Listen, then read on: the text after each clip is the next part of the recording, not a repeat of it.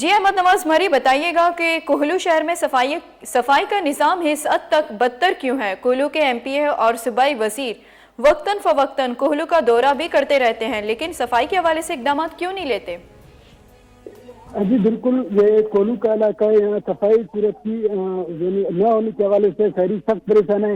یا اگر کچھ تھوڑا بارش بھی ہو جائے، بارش کی وجہ سے آبی نکاسی نہ ہونے کی وجہ سے شہر کے مختلف علاقوں میں پانی بھی جمع ہوتا ہے، جس کی وجہ سے یہاں کے شہری جو ہے وہاں ان کو شدید مشکلات کا سامنا ہوتا ہے۔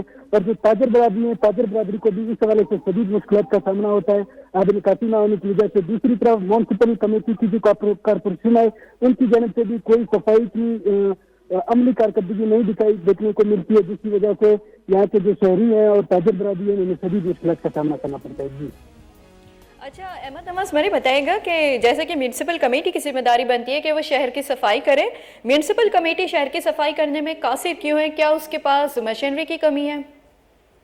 جی بالکل، ان کے پاس ایک تو مشینری کی کمی ہے، صرف ان کے پاس ایک ہی ٹریکٹر ہے۔ اس حوالے سے بار بار میونسپل کمیٹی سے جب ہم نے رابطہ کیا تو ان کا کہنا تھا کہ ہم نے بار بار انتظامیہ سے گاڑی اور مشینری وغیرہ کی اپیل کی ہے، لیکن ہمیں ابھی تک ان کی جانب سے کوئی مشین اور وغیرہ فراہم نہیں کی گئی ہے۔ جی ٹھیک ہے احمد نواز مری، بہت شکریہ اپڈیٹ دینے کے لیے۔ کوہلو رپورٹر احمد نواز مری گما گپو حال کن گیا چونکہ کوہلو شارع صفائی جوانی نظام نبوا کے سببا محلوک اڑو جنجالانی آما چنتے گوستگی روچا اور ہا پنگت تک مین باسا رہتا ہوشتا تک گلیچو مین بوا